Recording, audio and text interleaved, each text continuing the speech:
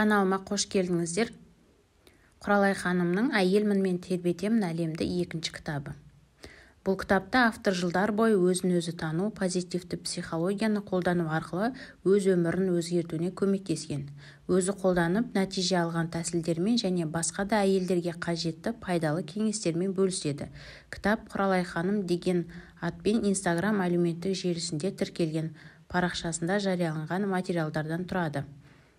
Мақсаты қазақ әйелдерінің ой-санасын өзгерту арқылы өмір сүру сапасын жоғарылатуға көмегін тигізу.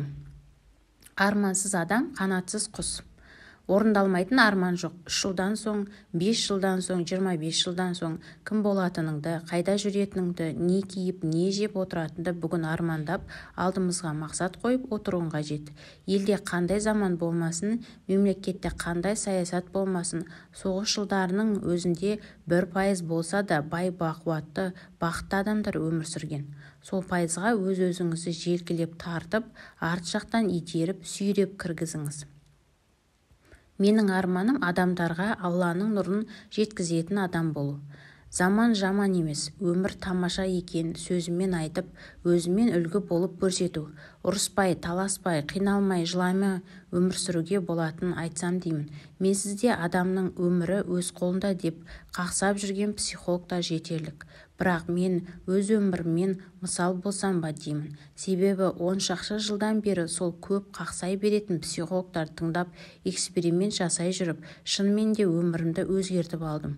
Болып жатқан ғажайыптарға аң-таң болып, машалла, шүкір Алла, альхамдулилла деумен басқа сөз таппай қалам. Арманым Вера Брежнева сияқты посол доброй воли болып қиналып жүрген адамдарға көмек беретіндей дәрежеге жетсем ғой. Ұйықтап жатқан миллиардты оятып, өмірдің тәтті екенін құлақтарына сыбырлап, энергияларын жыбырлатып, өсіп, өніп, өркендеп жатқан отбасыларына қарып кайфовать етсем ғой. Бүгінгі алған грамотаны енді елбасының қолынан алып қуансам шіркін. Президенттің қасында барып, ол кісі келгенде жарқырап тұрған жалаулардың арты жағынға жалтырап, арт жағымыз көрініп тұратын айта алатындай дәрежеге жетсем ғой. Көз көрмегенді жүрек сезбейді. Жігітім Рексиста маған бүгін ерекше әдемі болып кетіпсің деп айтқан комплиментіне маған 5 жұлдызды жерлер жағады. Көбірек әкеп тұрсаң, әдемі Құралайдың күнде көресің дедім. Негізі минус пен плюс әр атта зарядтар тартылатын болғандықтан екеуміз бөлек адамдар болсақ та бір-бірімізді күнде көре алмаймыз. Мысалға екеуміздің демалысымызды алайық. Ол қыста шаңғысын арқалап, су болып, қатып, семіп, тау аралап, сырғанағанды, жазда табиғатта шаң-шаң боп, доп тепкенді, түтін болып, ыс сасып, шашлық қуырғанды. Көктемде көкке шығып, бала-шағаның бет-аузы быт-шыт болып, кірлеп, кешке үйге өліп, шаршап келгенді ұнататын. Ал мен болсам, қыс болсын, жаз болсын, 5 жұлдызды плюс люкс отельде тап-таза аппақ қардай Леонор сасыған төсекте коктейльді трубочкамен жұтып, аяқты айқастырып, рахаттанып, демалып жатқанды ұнатамын. Спа салондарда, хамам сауналарда махаббат шайын чиірлеп ішіп отырғанға не жетсін шіркін-ай. Бірақ көбіне папамыздың арманы орындалып жатады. Ал мен болсам мәз-мейрам болған бала-шағамның артында шампураларды арқалап сүйретіп кетіп бара жатым. Өтірік күлге максткамды киіп аламын. Типа маған да күшті болып жатыр деп ойласын бәрі деп. Бірақ шын айтайын, жаным жылап бара жатады ғой. Инстаграмдағы ашып ап 5 жұлдызды отельдің көкпеңдеп мөлтір таза бассейнде шомылдатып жүрген бақытты пенделерді көріп, жоқ көре алмаймын. Оларға жаман коммент жазып, ақшаларын қайда шашарын білмеген карбашалар деген сияқты бірдемелерді ішімнен де сыртымнан да мыңқылдап. Құдай бір жақсы, мен бір жаманды қосады деуші еді, ішімнен білем жаман екенімді, бірақ өлдім мойындамаймын ғой ондайды. Олар шындыққа айналады. Мен босанғаннан бері ойыма тек жаман нәрселер келеді, ауру, өлім сияқты, Құдай сақтасын. Балаларыма, өзіме деген жүрегіме қорқыныш. Қалай құтыламын білмеймін. Аллаға шүкір бәрі жақсы. Неге ондай ой келе береді, бірақ өзім жылап қорқып интернетке кіріп оқып ауру болып қалғанмын. Кесареямен туып жаным әрең қалды. Содан кейін ба білмеймін. Қазір сізге жазып та көзімнен жас ағып та деген хат келді. Әйел босанғанда тәнімен қоса жаны да босап қалатын секілді. Босану деген сөз босап қалу, босау деген сөзден шыққан сияқты. 9 ай анасының бар көңілі мен ойын жаулап алған, тықылдап соғып тұрған кішкене ғана жүрек жарық дүниеге шыққан соң әйелдің босап қалу қарусыз көзге де көрінетін жайт. Адам шығу оңай емес. Босанған әйел моральдық, физикалық жағынан босап, әлсіз болып қалады. Сол әлсіздігін кімге жабыстырарын білмей жүрген сайтандар пайдаланып кете ма деймін. Өмірден де көріп жүрміз, жас босанған әйел послеродовой депрессияға да тез түсіп, мінез-құлқы өзгеріп, тірі адамды жақтырмай, өзін-өзі аптасына бір рет әрең жақсы көріп, мазасы кетіп жүреді. Бұл құбылыстың барлығы әйелдің әлсіздігін пайдаланған Шәкеңнің шаттауынан ба деп қалам. Хат жазған қыздың қорқынышы да содан шығар. Сайтандар әрқашан адамның әлсіздігін іздеп, тауып алса сүліктей жабысып, бар энергия мен күш-жігерін сорып отыруға мастер екен. Ондай кездерде әйелі мен ері арасызданып, ажырасып жатса, олар тіпті қол шапалақтап шаттанады екен. Сондықтан да жас босанған аналар, жаман ойлар миыңды шаршатып, жүрегіңе қорқыныш ұяласа да ешқашан берілме.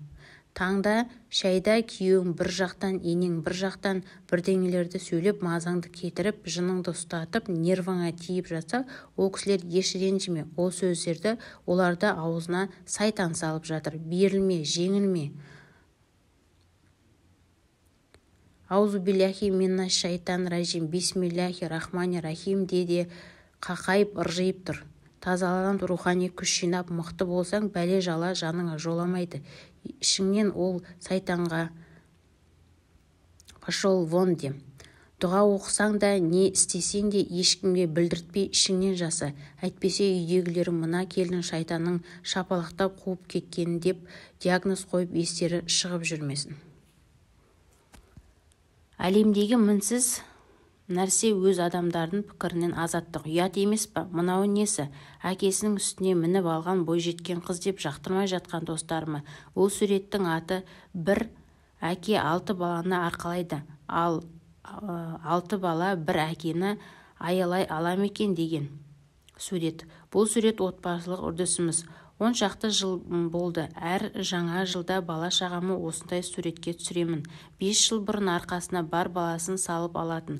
Папасының балалары жыл өткен сайын өсіп, папасының арқасына сия алмай қалғандарына қарап қызғамыз. Папамыз өте балажан, кішкене кездерінен арқасына салып үйде көп ойнатуды, осындай суреттер көп болғасын, маған идея туып жылда түсіріп жүрмін. Сіздерге ерсі болғанмен бізге естелік. Балалы 50-де болса да, ата-ананың көзіне ол 5 жасар сәбидей көрінеді. Кейбір амандық болса 60-қа толғанда папамыздың балаларының арқасына отырғызып суретке түсіремін. Тырнақтың астына кір іздемей, менің мазамды алмай, шақтырмайтындарыңыз болса, ойыншықтарыңызды жинап алыңыздар да ары ойнаңыздар. Ауырып ем іздегенше ауырмайтын жол ізде. Сүйікті алматушкам туралы айтып бастап едім. Бір қыз: Алматыға аллергиям бар. Басқа жақтан келе жатқанда Алматы деген табличканы өте бере түшкіріп, мұрным бітіп, бетім қышып, қол-аяғым ысып, быт-шытым шығады. Осыдан кейін қалай жақсы көрем деді бұл қаланы. Аллергия қазір Алматы дерті. Жанымызда тау болғасын, ауа таза емес, жел дұрыс соқпайды, су бұзылған деп кейбіреулер бар бәлен табиғаттан көріп жатады. Араққа салынған адам ауырып өліп бара жатса да ешқашан арақты кінәламайды ғой. Тура сол сияқты бәріміз. Әйтеуір өзімізден басқасын бәрі кінәлі. Ал негізі аллергия психологиялық ауру. Өте таза тақырып, жан-жағына сестің көзімен жеркене қарайтын, тазалықты өте қатты жақсы көретін, кірмен арпалысып, шаңды жоям деп жүретін адамдар шаң-тозаңға аллергия болады. Статистика бойынша лас аудандарда, ескі үйлерде, кір жерлерде тұратын адамдар аллергия аз болады екен. Керісінше өте таза үйді адамдарда осы аурудың түрі болады дейді білгіштер. Жан-жануарға, шөп-шалаңға аллергия асфальтны городской адамдарға көп болады екен. Бұндай кісілер табиғатпен үстемдік жоқ. Ал керісінше кез келген күшікті сипалап кетіп, ағаш көрсе құшақтап өлең айтып, жасыл желек көрсе ауына кететін адамдар аллергия мүлдем болмайды екен. Аллергия көбіне ашушаң және агрессивті адамдарда болады. Жан-жағында болып жатқан оқиғаларды, табиғат құбылыстарын қабылдамау аллергияға әкеп соқтырады екен. Бұның бәрі менің ой емес, кітаптан оқып алған деректерім. Ал негізі мен де оншақты жыл аллергиямен арпалысып жүрген адаммын.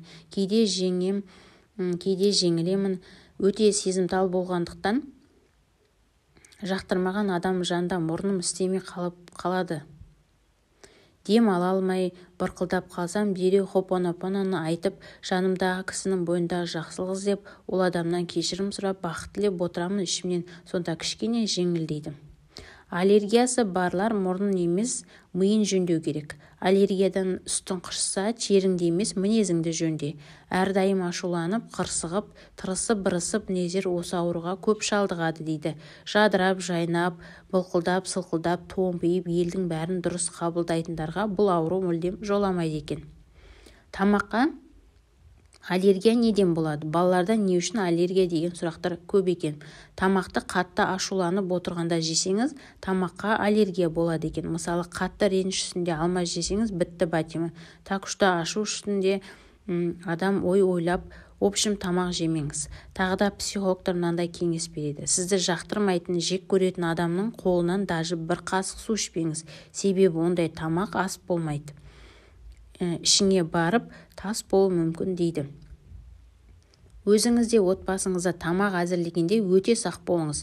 Кейде күйеуді іштей боқтап тұрып тамақ жасап, сол тамақпен бала-шағаңа тойдырып, ертесіне балаңның температурасы көтеріліп, үсті қышынып, ауырып қалса, көрші әйелдің көзі тиді осыған деп, диагнозды дұрыс қоймай лағып отырамыз. Бар бәле өзімізден екен. Бұлай дұрыстап ойлап қарасам, аурудың жартысы мидан, жартысы тамақтан екенін ұмытпайық. Тамақ жасап тұрғанда жақсы тілек тілеу, дұға оқып тұрсаң, отбасыңа пайдаң тимесе, зияны тимеуі сөзсіз.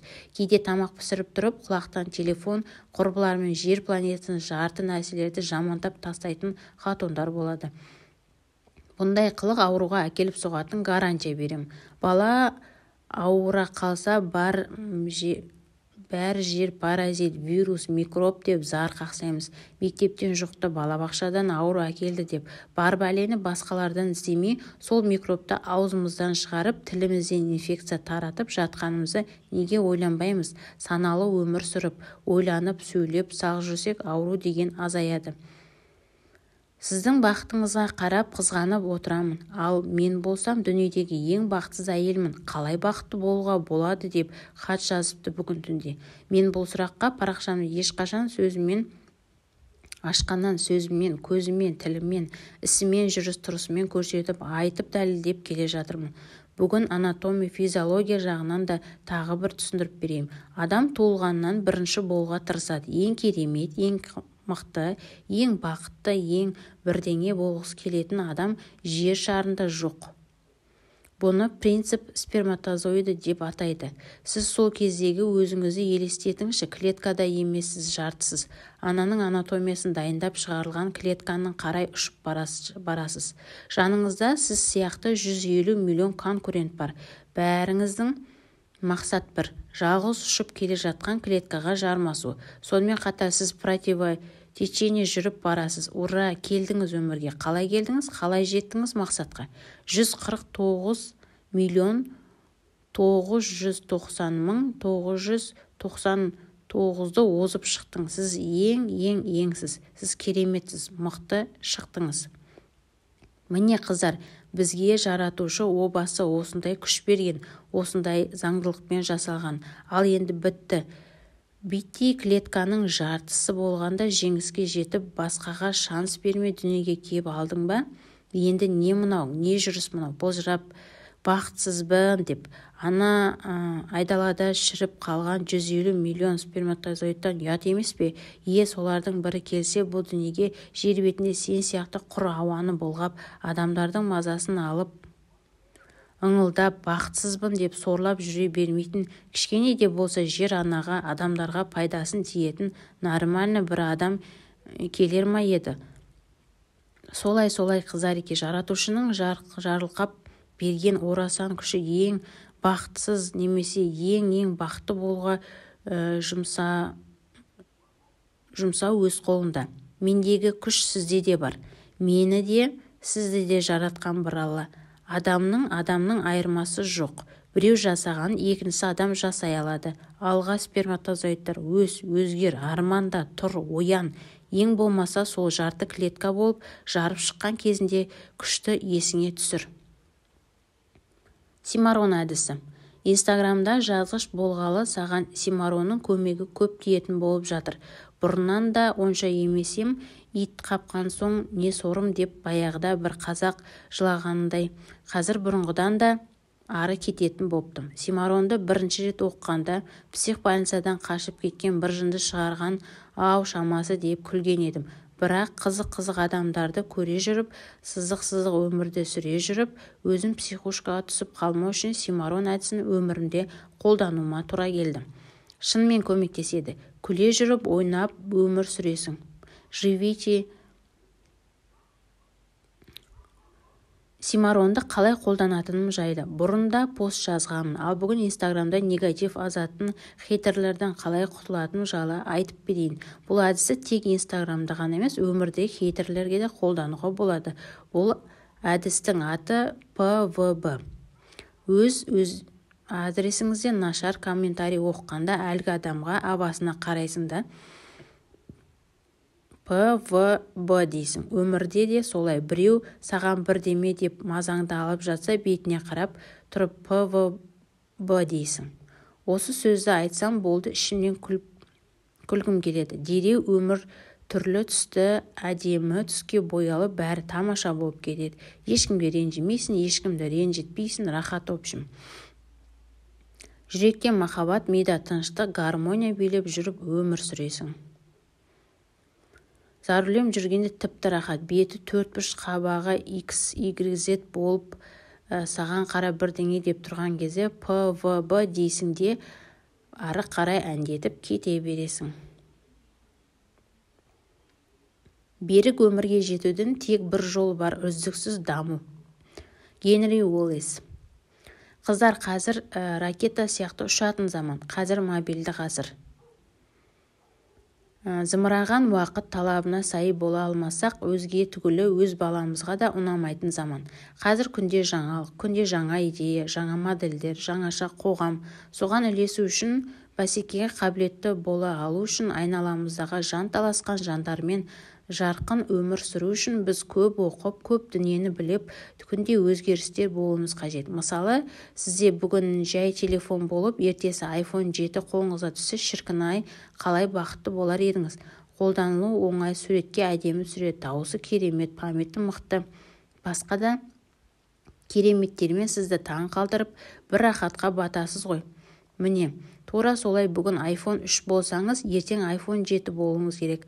Әйел болсаң, күйеуің таңданып, қайта сипалап көз алмау үшін, достарың таң-тамаша болып, сенің навороттарыңа қызығып, ауыздарынан суы құрып, тек сені әңгіме қылып отыру үшін, ата-анаң сені басқаларға көрсетіп, мақтану үшін, бала-шағаң сенде кереметпен қуанып, бақытты рахат өмір сүру үшін, сен жыртылсаң да өз моделіңді өзгертуің керек. Заман талабы сол. Солай қыздар еке. Ескірген кірпіш бетті Nokiaға қазір 2 жасар бала да қызықпайды. Қазақ қыздар жанса екен, жарқыраса екен деймін. Шынымен ойланыңдаршы, барша қыздар бақытты болса, қай-қайсымыз да өмір сүру жеңілдей бермей ме? Айналамыз толған бай, қуатты, ақылды, керемет қыздар, мықты, берекелі, бақытты отбасылар. Қазақстанымыз өсіп, өркенде бақытты күндеріміз, тамаша таңдарымыз атпай ма? Так что оқыңыздар. Мені ғана демеймін, көңіліне не жағады, ізде, тап, өзгер, өзгерт мына кнопканы әрең басылатын. Дауысы әрең естілетін, қисық қыңыр телефонды намек түсінікті шығар. Қызға 40 үйден тыю, қала берсе қара күңнен тыю. Маған жас қыздардан жігітімді қалай өзіме үйлендіремін, қалай өзіме қаратам деген сұрақ көп келеді. Барша жас қыздарына айтарым, ешқашан күйеуге қыз бірінші ұсыныс жасамау керек. О заманда ер азамат бірінші сөз айтқан. Ісіңізбен де, ойыңызбен де ешқашан жігітке жалынбаңыз. Қыз іштей бірінші қалап, мимен, сөзімен, көзімен өзіне қаратып үйленген отбасылардың бақытты болу өте қиын. Ондай отбасыларға сынақ көп болады, ажырасу көп болады. Арманда мықты азаматты жақсы көр. Бірақ білетін, білмейтін әдістерінен қарағысы келмеген жігіттің басын айналдыруға болмайды. Ол өмір заңы.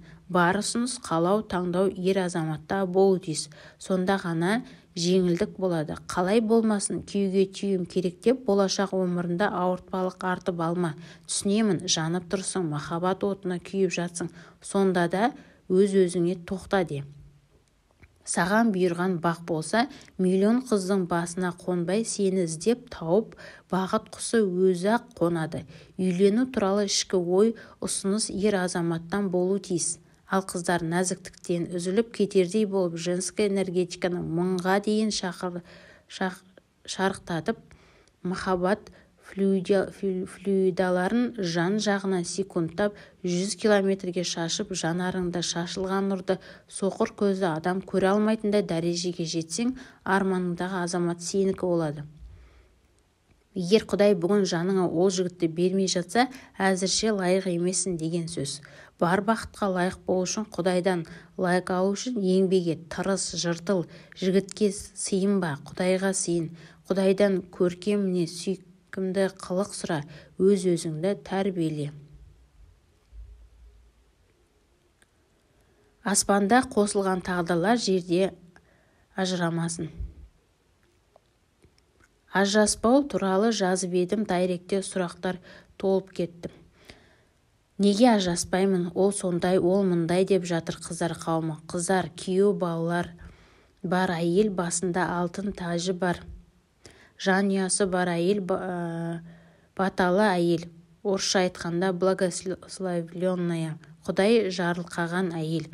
Ту қойш Құралай ханым, жарылқаған ештен көріп тұрған жоқпын дерсіз. Кредит, күнде ұрыс, төбелес. Тағысын тағы айтарсыз. Менің бұл сөзімді басындағы тәжі шешіліп қалған әйелдер растайды. Қолда барда алтынның қадірін білмейтін қазақпыз ғой. Әйел болып дүниеге келгеннен соң біздің артар жүгіміз ауыр екені белгілі. Бізге сынақ сол күйеу деген оңбағаннан келеді екен. Келгенде енді оңбай келеді екен. Бұл сынақтан өту жанұя экзаменін 5 тапсыру. Ой, қиынның қиыны. Оның орнына 5 кандидатский жазып тастап, докторский наук алып, орысша айтқанда расплюнуть солай. Қызареке солай. Жетісіп жүрген ешкім жоқ. Бәріміз сол. Бірде құлап, бірде жылап жүрген бейшаралармыз. Ал жарайды, ажырастық делік. Один черт таяқ жейсің, енді байдан емес, тағдырдың таяғының астында қаласың. Өмір сенен сұрағанын алмай қоймайды. Иеп алып, илеп барып береді. Бар беретін бақытын. Қандай мықты, бақытты әйелден сұрашы сенбесең. Туыла сала күйеуге тие сала бағың жанып кетті ма, деп. Жоға дейді любой. Жемеген таяғы, көрмеген қорқайы жоқ. Осы бақытқа аттап, пұттап, жылап, еңіреп, әрең жеттім ғой деп заржылайды. Ағылшын королевасы немесе президентінің қызы болып туылмағаннан кейін көп сөйлемей тыныш отырыңдар.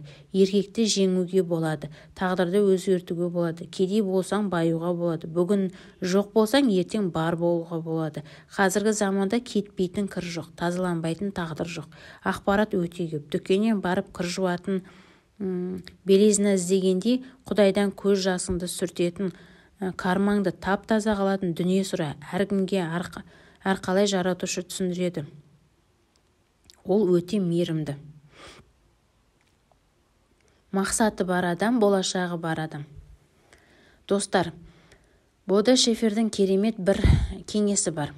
Оны мен осы 2016 жылдың басында оқып, жан дүнием өзгеріп кеткенде әсерде болғамын.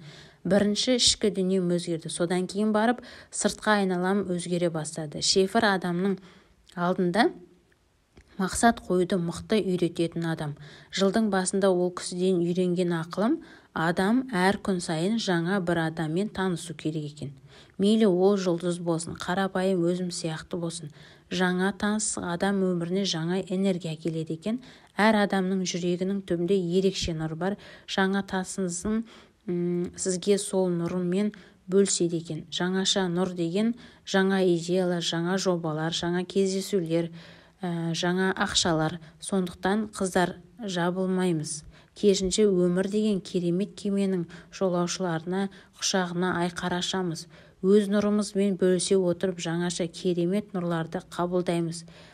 Мен осы мақсатты қолға ала бастағанмен жаныма жақындаған әрбір адаммен айқара ашылып таныса бастағаннан өмір маған күнделікті жаңа кереметтің адамдармен таныстыру арқылы таңдандырып жатыр. Инстаграмда Қазақстанның түкпір-түкпірін түрлі адамдармен виртуально болса да таныстығым жылыққа, сүйіспеншілікке, мықты достыққа ұштасып барады. Ал 1 жыл бұрын өзімнің кішкентай ғана ауылымдағы адамдардың өзін толық танымай, өз жұрт, нағашы жұрт, қайын жұрттың, дос-жаранның арасында ғана айналып жүрген құралайға болатынмын. Таныстығымның басын мен жай ғана банкте кезекте сағат сұрап асығып қиналып жүрген қыздардан бастайтынмын. Жылы-жылы сөйлеп, көңілдерін көтеріп, аяғын телефонын сұрап, кәдімгідей дос болып кеткен қыздарым да бар. Өз ортаңызға айналып, бас қатып, ми айналып жүргендеріңіз болса, Бодо Шефердің ақылын тыңдап, жан жағыңыздағы басқа көзбен қарап, күнде жаңа бір адаммен танысамын деп мақсат қойыңыз. Мақсатсыз адам алысқа бармас. Мақсат адам өміріндегі өте қажет екені туралы бір әңгіме айтып берейін. Бірде 30 жыл отасқан, бір-біріне өте адал, бақытты өмір сүріп жүрген ерлі-зайыптылар жолға шығып, қарлы боларында көліктері сынып, адасып кетіпті. Жаяу жалпылай қасқырмен араласып, күйеуі аяғын жарақаттап, қатты қиналып, қасқырмен арпалысып, аш 2 күн адасып жағдайлары нашарлағанда күйеу әйеліне: сен мені сүйреме, өзің кете бер, мен ары қарай саған бөгет боламын, жүре берсең. Бізде іздеушілерге жолығарсың деп күдерін үзіпті. Сонда әйелі: сен бәрібір өліп бара жатсың, айтып кетейін, сен өлген соң мен сенің досыңа күйеуге шығамын. Балалар да оны жақсы қабылдайды. Досың екеуміз бір-бірімізді бұрыннан ұнататынбыз депті. Мұны естіген күйеу бар күш-жігерін жинап алға қарай ұмтылыпты. Біраз жүрген соң оларды іздестіру отряды тауып алған екен. Ақылды әйел өз күйеуін осылай ажалдан арашалап алған екен.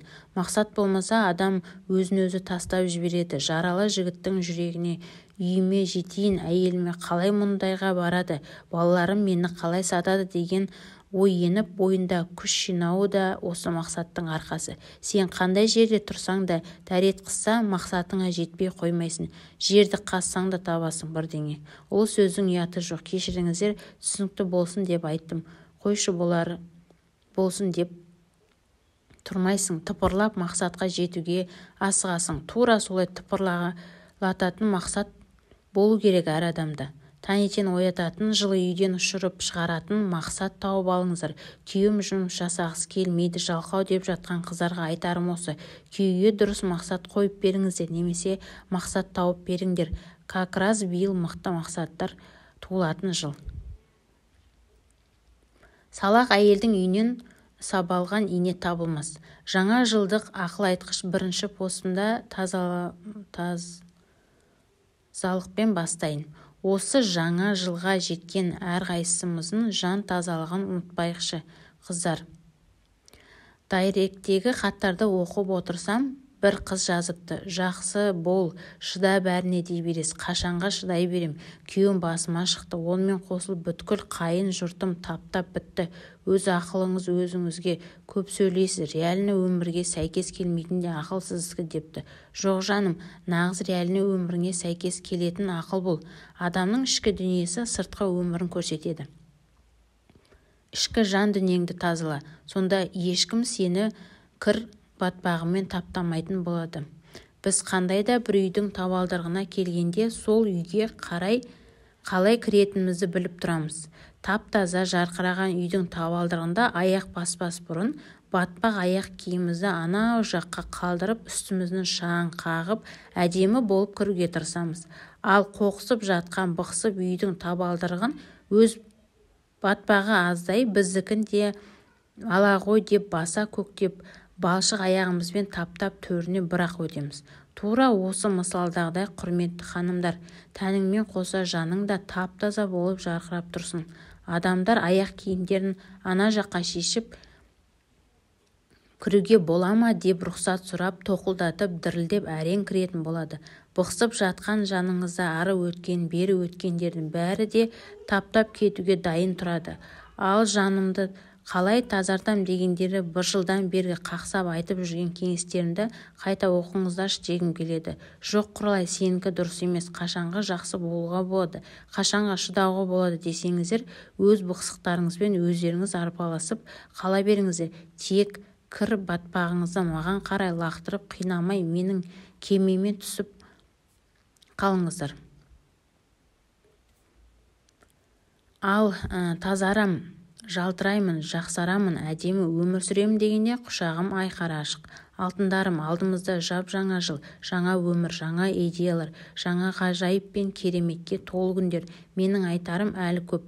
Бөлісетін дүнием пішен. Сондықтан бәріңізді бақытты болашаққа, жақсы күндерге, қуанышты түндерге шақырамын. Таяқ жеп болсаң тай.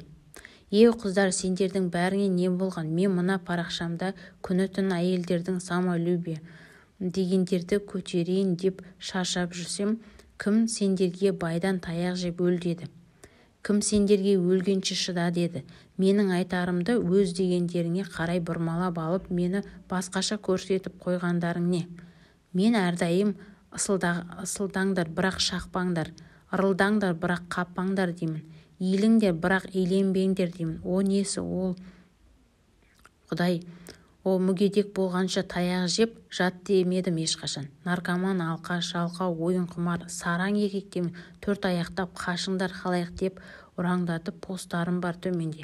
Ал енді мен негізгі посттарымды среднестатистический бар хатундарға арнап жазамын. Статистикада аз көрсеткішті совсем горячий мұқтаждарды тастаңдар десем, 99.9% елді ұят. Әке-шешемнің бетіне қалай қараймын? Балалар үшін крокодилмен болса да тұра беремін деп азар безер болады. Жарайды, онда тұрсаңдар тұра беріңдер, бірақ бері қарап мені тыңдаңдар. Давай деп көсіліп ақыл айтып жатқаным ғой. Шынымен дайректе күйім ұрды, қыдырды, ішті, шекті, үйтті, бүйтті деп жатқан қыздарға ажырас, таста, қаш десе миллион сылтау айтып шыға келеді. Сондай оңбағандарды шынымен әйелдер қатты жақсы көреме деп қалам кейде.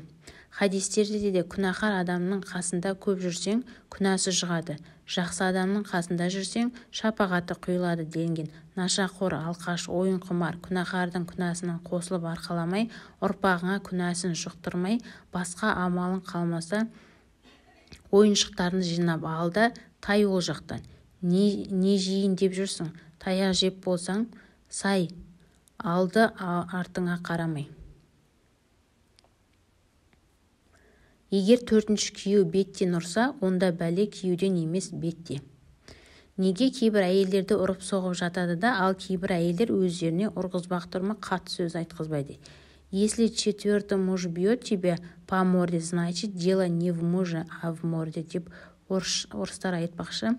Кейбір хатундар 5-ші рет тисе де сол баяғы жыр болып жатады. Бір кісілерді білемін, пәленбай жыл хатуннан өлгенше сабап келді. Отқа салып жақты, суға да салып батырды. Общем білгенін істеп, аяғында ажырасып тынды. Ал екінші үйленгенде әйелін ұрмақ тұрмақ, дауысында көтермей бақытты өмір сүрді. Тағы бір кісіні білем, 40 жасына дейін алқаш деген атты иеленіп жүрді. Құдайдың құтты күні мас, ажырасып басқа хатун алып, ауылына одан трезвый адам жоқ болып қалды. Арақтың атын да ұмытып қапты. Сонда қалай? Солай хатундал дело в морде. Мен сол мордымыздың жөндетейік деп ұрандатып жүрмін. Өзін өзі сыйлайтын, сыйлататын ақылы бар мықты әйел ешқашан таяқ жемейді.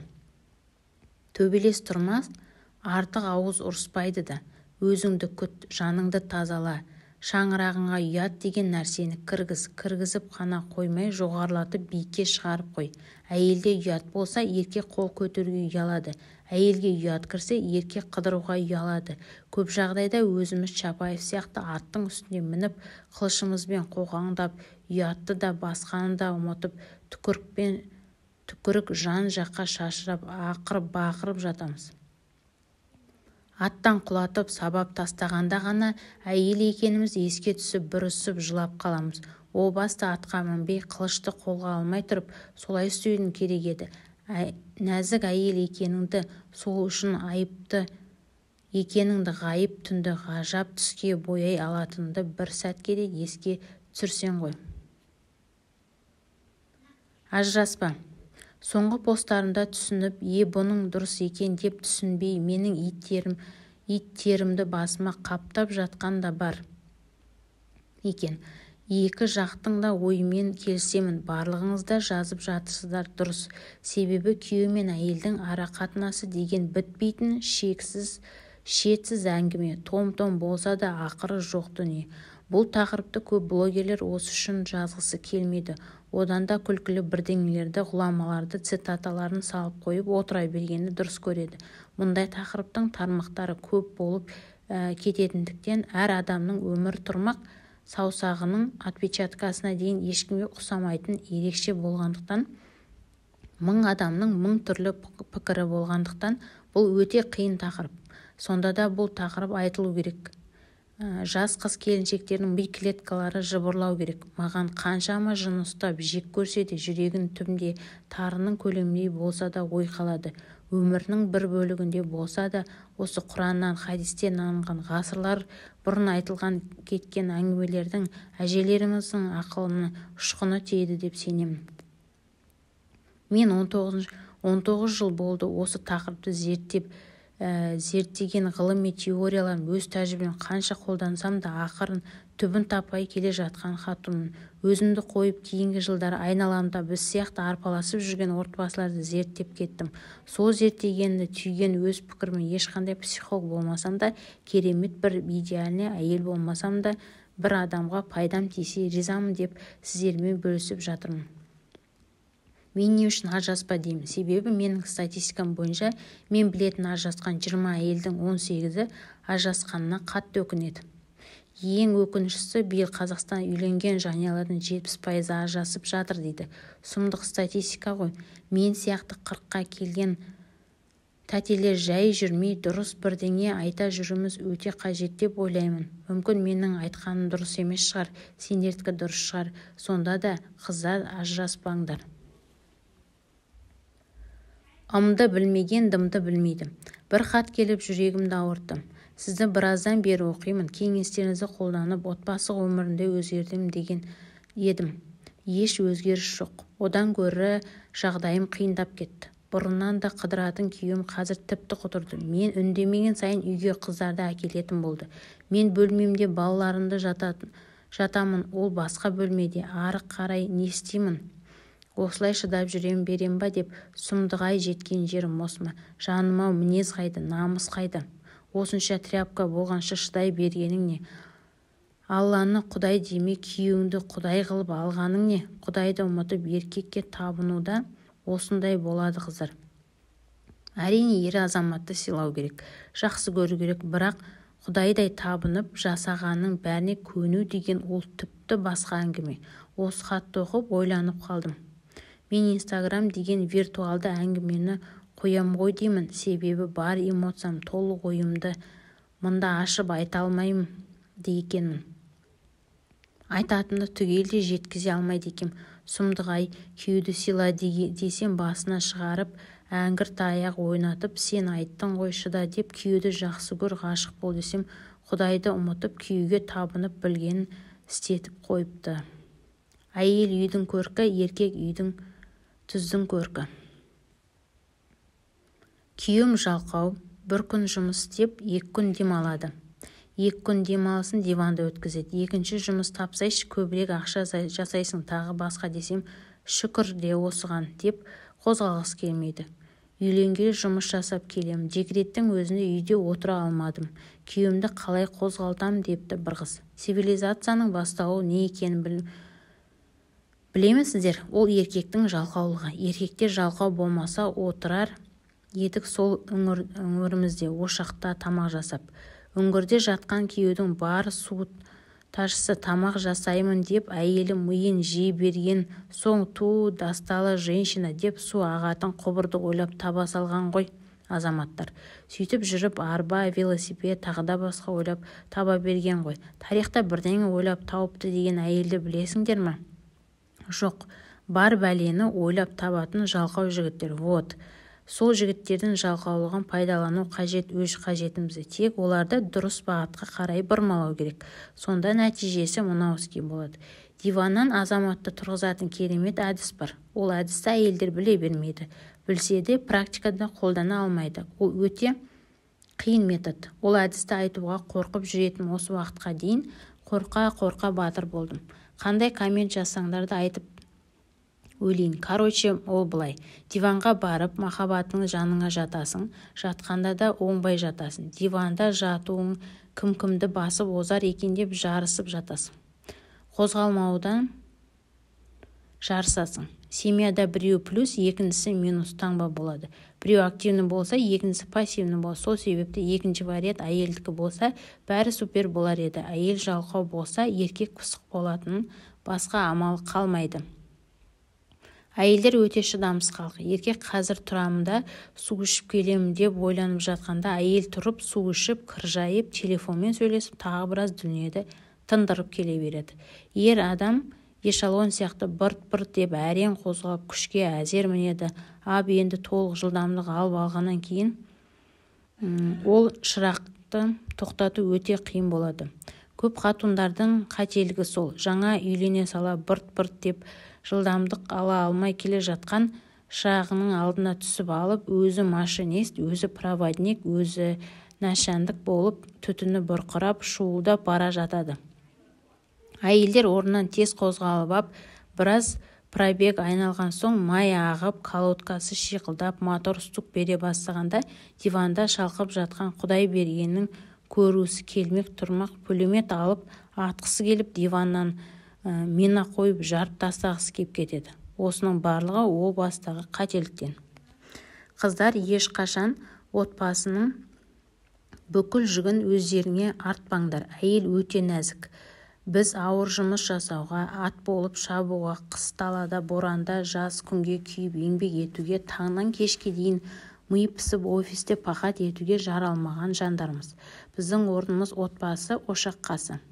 Жұмыс істегіміз қатты келсе, оңай тыныш жерге, ауырдың үстімен, жеңілдің астымен қозғалатын әдемі көйлектерді киіп алып, өзіңді көрсетіп, ел көріп келетін, жұмысқа майысып барып келетін жер болу керек.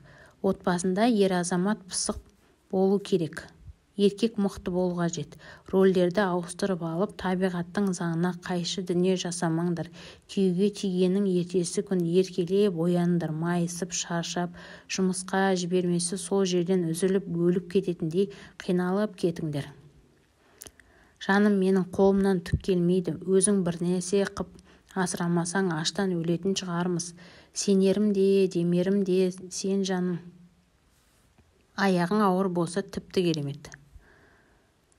Доғдыр витамин же деді, көп қозғалма дедік деп кірпікті қағып жіберсең, тура сол мезетте айыр күрек кетпенін алып шабады, ақша күреп келуге.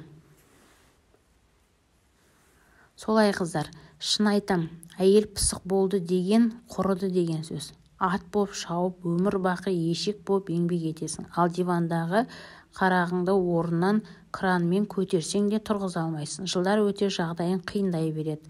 Так что диванды берме күйеуге. Диван пульт сенікі.